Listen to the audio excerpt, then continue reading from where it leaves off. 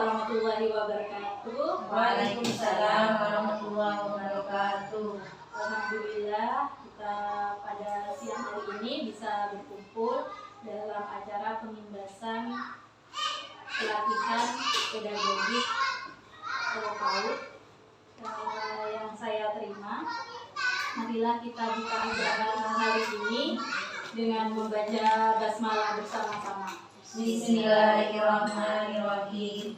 Cara yang kedua yaitu sambutan dan arahan dari Kepala Sekolah UKS. Warahmatullahi wabarakatuh. Waalaikumsalam warahmatullahi wabarakatuh. Ibu yang saya hormati, hari ini terima kasih dulu saya ucapkan kepada ibu yang sudah hadir pada acara ini.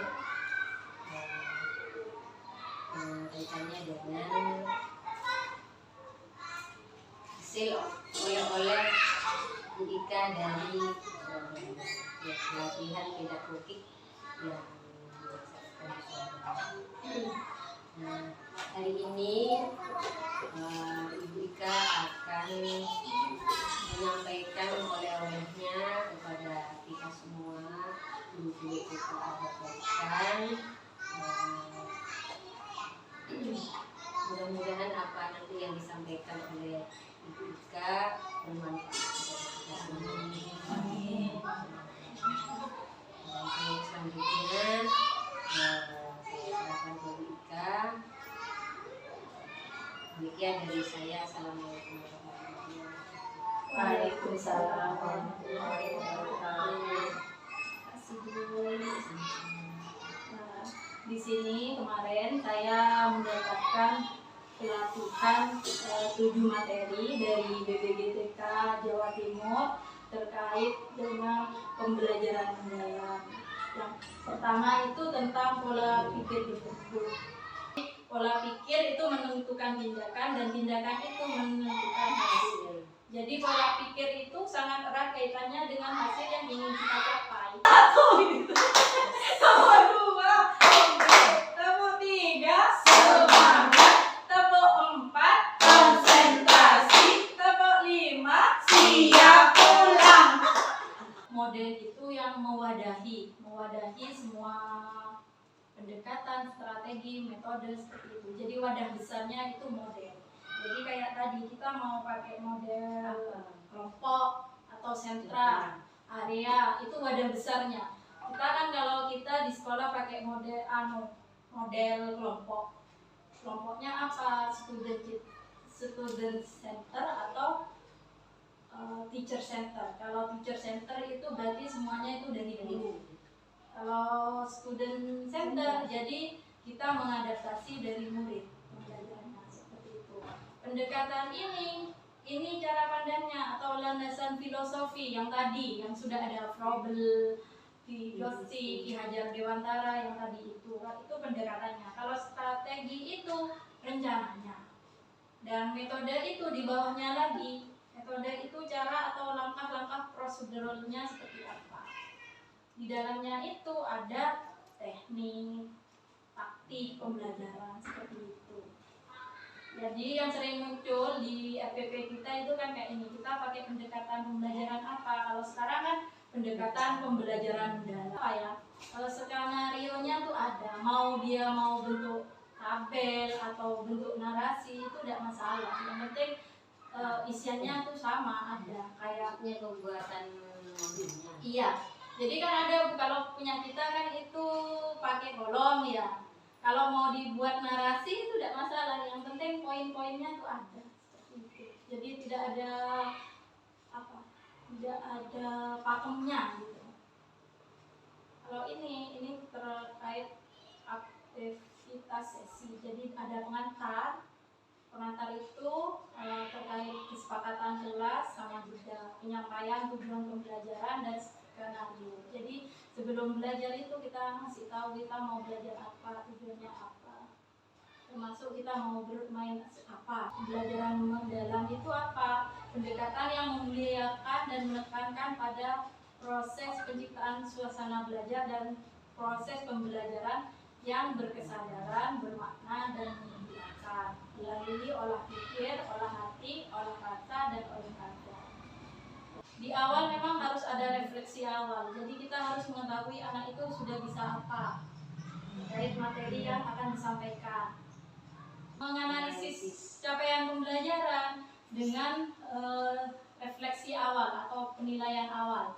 Jadi itu ada anak bisa apa-apa, nanti mau seperti apa, ini berkaitan tidak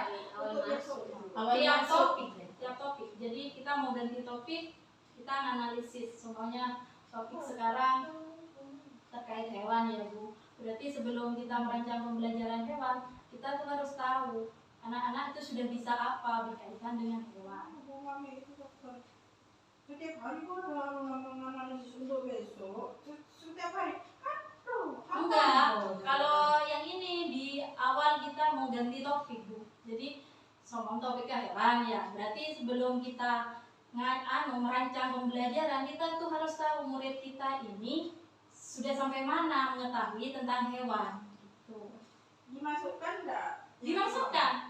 Dimasukkan di modulnya.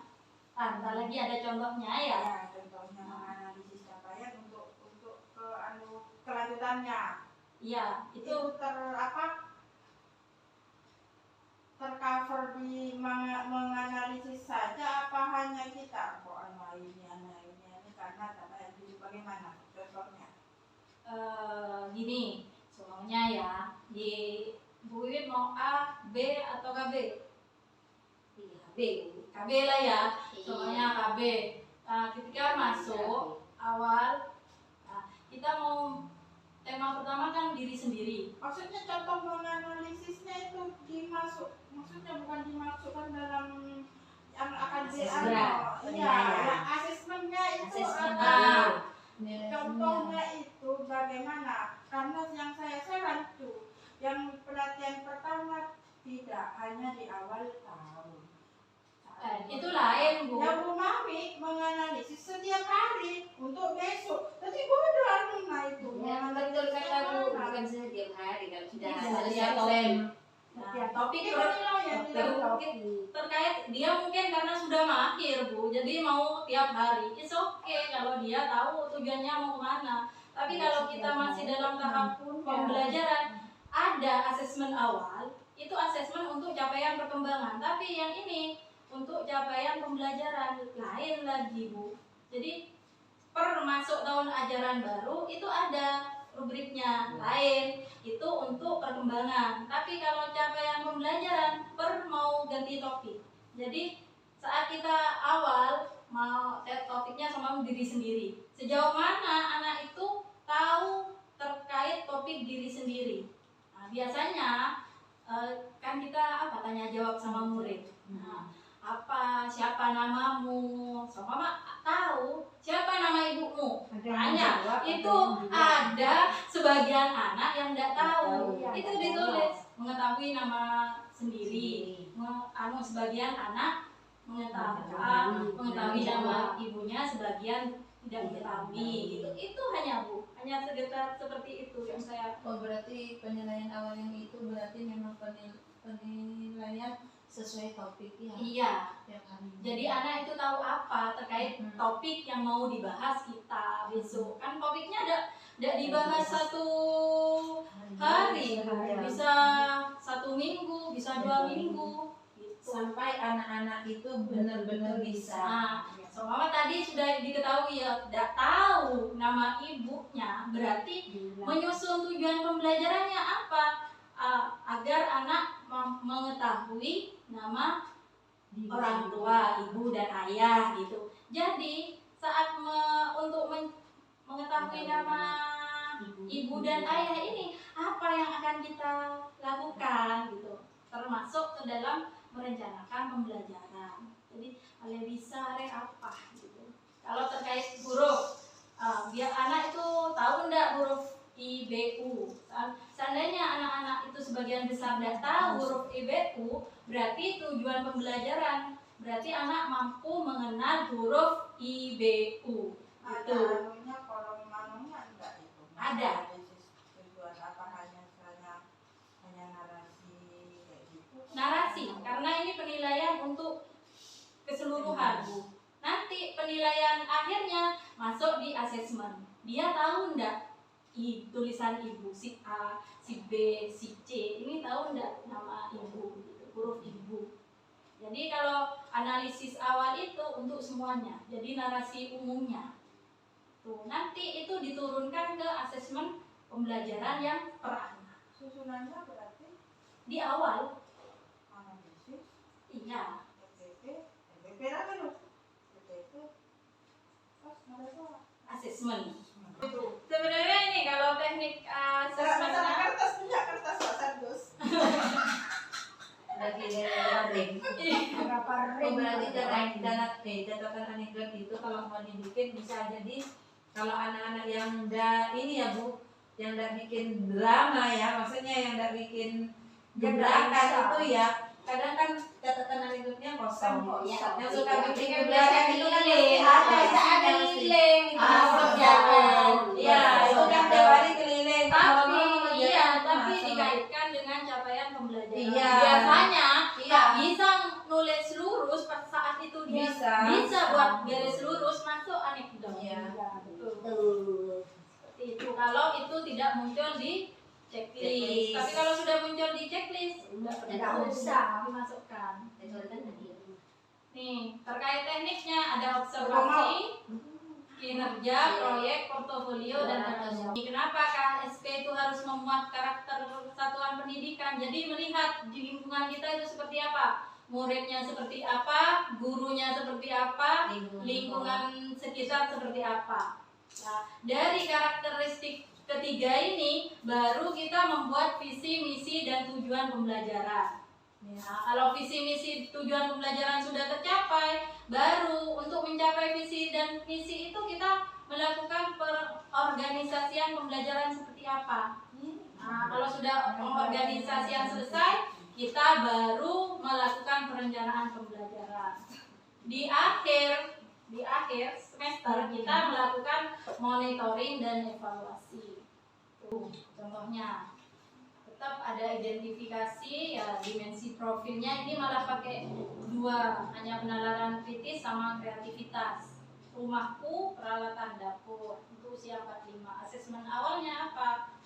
Nah, dari 10 ini malah lebih lengkap. Dari 10 anak hanya 2 murid yang mampu berhati-hati saat menggunakan berbagai peralatan yang digunakan. 7 murid ini mirip dengan PTK, Bu. Kalau PTK itu seperti ini, 7 murid belum memiliki keterampilan motorik halus yang baik, serta 7 murid belum dapat menggunakan alat sederhana untuk berbagi aktivitas. Hasil pengalaman tersebut dibutuhkan kegiatan-kegiatan yang dapat membantu murid mengembangkan koordinasi jari jemari, juga mengenal teknologi sederhana di sekitar mereka.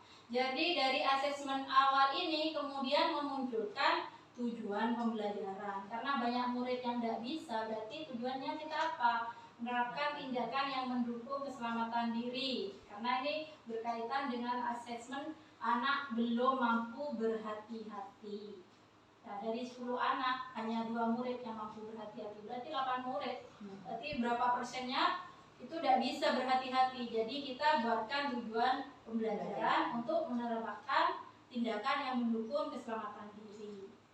Ini motorik halusnya tidak baik, berarti kita buatkan di tujuan pembelajarannya murid melakukan gerakan motorik halus. Nah, pas ini fungsi alat sederhana tidak ada, dimasukkan di sini. Jadi asesmen awal dengan tujuan pembelajaran ini berkaitan.